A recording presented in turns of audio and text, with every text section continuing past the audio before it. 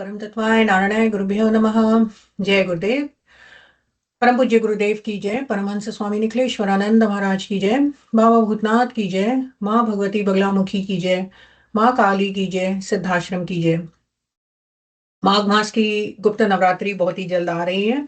मैं चाहती हूँ कि आप सभी लोग माँ भगवती बगलामुखी की साधना घर में बहुत ही आसान सरल तरीके से कर सके, ताकि माँ भगवती की कृपा आप लोग भी प्राप्त कर सके। बहुत क्वेश्चंस आते हैं व्हाट्सएप में और ईमेल्स में कि क्या माँ गुरु की दीक्षा चाहिए इसके लिए, या किसी भी महाविद्या की साधना के लिए गुरु होना जरूरी है।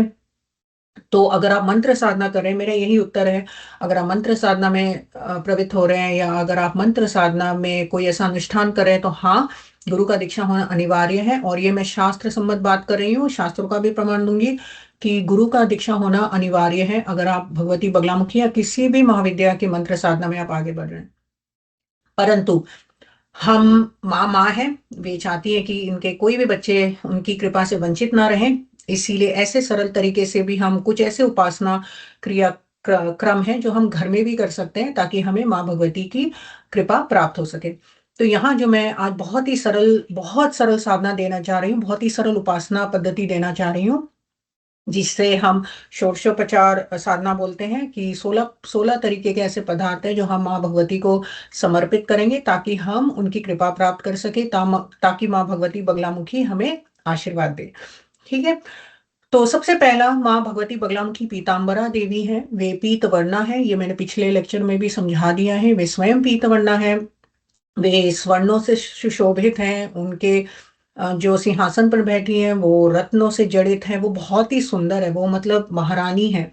तो बहुत ही सुंदर देवी हैं। और उन्हें पीत रंग यानी पीले रंग के आभूषण, पीले रंग के वस्त्र, पीले रंग के पुष्प, पीले रंग के भोग, ये सब उन्हें बहुत प्रिय है। वो विष्णु प्रिया है। वो पीताम्बर मतलब हमारे विष्णु पीताम्बर देवता माने जाते हैं, भगवान माने जाते हैं। तो वे भी पीताम्बर हैं और माँ भगवती बगलाम की पीताम्बरी देवी हैं। तो इस पूजा में, इस षोडशोपचार में सारे जितने भी पदार्थ आप आज अगर आप उनका प्रयोग करेंगे तो वो सारे पीले रंग के होंगे।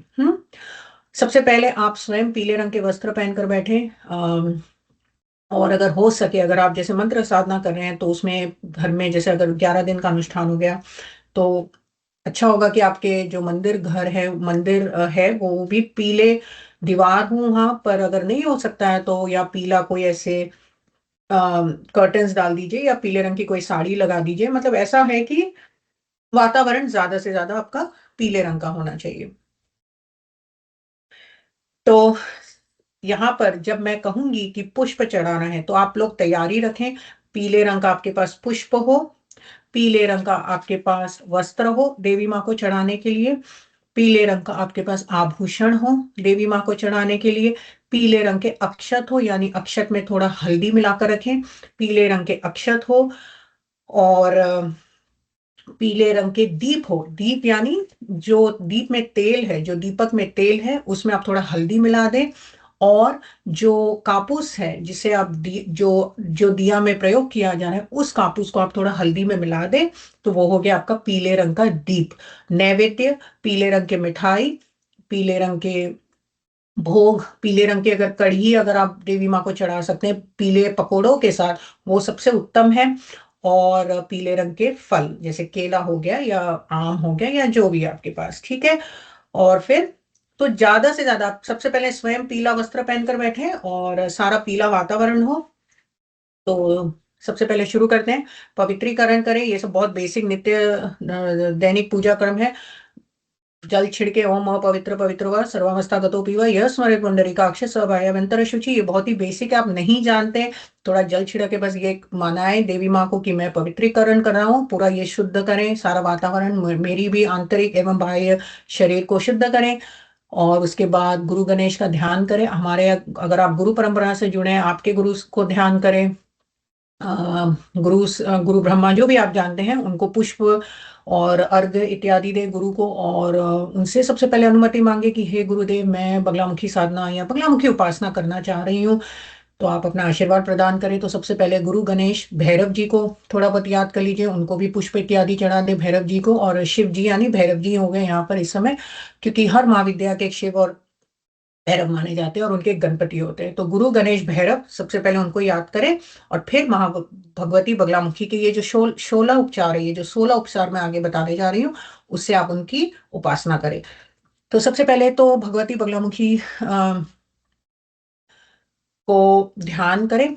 ध्यान मैंने पिछले लेक्चर में एक ध्यान मंत्र दिया था, जिसमें मध्य सुधा अवधि वो वाला एक ध्यान मंत्र दे दिया है। अब उससे ध्यान कर लें।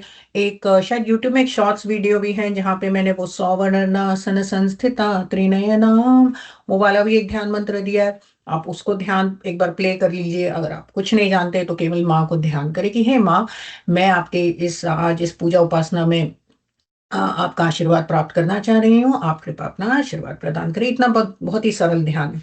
तो सबसे पहला आता है आवाहन। आवाहन यानी किसी को इनवाइट करना। तो आप माँ बगलामुखी को इनवाइट कर रहे हैं अपने इस पूजा घर में, अपने घर में। तो आप माँ भगवती बगलामुखी को एक ऐसे नमस्कार करें, या एक आवाहन मुद्रा होती है वो करें। हाथ में एक पुष्प ले लें पीले रंग का अपने सामने। अगर आपके पास माँ भगवती की विग्रह हो तो वो रखें, यंत्र हो तो वो रखें। अगर केवल चित्र है तो माँ भगवती की चित्र रखें, कोई बात नहीं।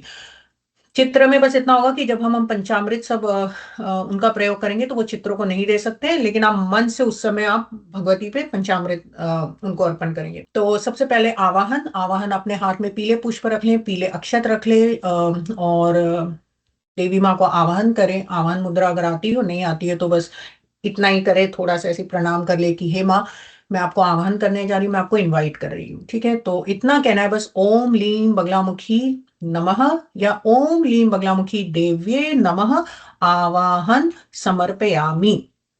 जैसे जैसे मैं ये 16 उपचार बोलूंगी, ये हर जगह रहेगा। ओम लीम बगलामुखी नमः अगर आपको आता है, या ओम लीम बगलामुखी देव्ये नमः। बाकी जो उपचार होंगे, जैसे आवाहन समर्पयामि, आसनम समर्पयामि, पुष्पम समर्पयामि, दीपम दर्शयामि, ये सब चलता रहेगा। ठीक है, बट ये जो बेसिक है ये हर जगह आएगा। सबसे पहला हो गया आवाहन, ओम लीम बगलामुखी नमः आवाहन समर्पयामि। दूसरा है आसन, पीले रंग का, और वो जो आपने अभी पुष्प लिया था वो देवी माँ को चढ़ा दे। अब आसन। आसन यानी उनके बैठने के लिए आप उनके उन्हें आसन प्रदान करें। तो यहाँ पे पीले पुष्प चढ़ा दे, फिर से हाथ में पुष्प ले, और देवी माँ कल्पना करे कि हे माँ, मैं आपको पीले रंग का आसन चढ़ा रही हूँ। ओम लीम बगलामुखी देव्ये नमः आसनम समर्पयामि। तीसरा पाद्यम। पाद्यम यानी आप देवी माँ के पद चरणों को उनका उनका स्नान करवा रहे हैं, यानी उनको धो रहे हैं। ठीक है, तो उनके चरणों में आप जल चढ़ा रहे हैं, ऐसी कल्पना करें। फिर आप थोड़ा सा जल लें और बोले ओम लीम बगलामुखी देव्ये नमः पाद्यम समर्पयामि। देवी माँ के चरणों में वो जल अर्पित करें। चौथा अर्घ्य। अर्घ्य साधारण जल है। ठीक है, अगर अर्घ्य ऐसा जल रखें कि उसमें थोड़ा अक्षत और हल्दी और पुष्प इत्यादि थोड़ा उसको मिश्रित करके उस जल को आप देवी माँ को अर्घ दें। तो यहाँ पे इतना ही बोलना है। फिर से वही मंत्र होगा, ओम लीम बगलामुखी देव्ये नमः अर्घ्यम समर्पयामि। उसके बाद आएगा स्नानम। अब हम देवी माँ का स्नान करा रहे हैं। जो जल है, अगर आपके जल में जैसे मैंने बताया है हल्दी मिश्रित है, या थोड़ा बहुत पुष्प मिश्रित है, या केसर चंदन थोड़ा सुगंधित जल है, उससे आप देवी माँ को थोड़ा इत्र भी मिला दीजिए। परफ्यूम जो छोटा मोटा होता है वो भी आप चढ़ा दीजिए। मतलब बहुत सुगंधित जल से आप देवी माँ को स्नान करा रहे हैं। ठीक है, जैसे हमारे यहाँ स्पा होता है, आप स्पा स्पा कितना सुंदर करते हैं अपने लिए, तो वैसे ही देवी माँ को भी अच्छी सी अच्छी चीजें चढ़ाएं देवी माँ को।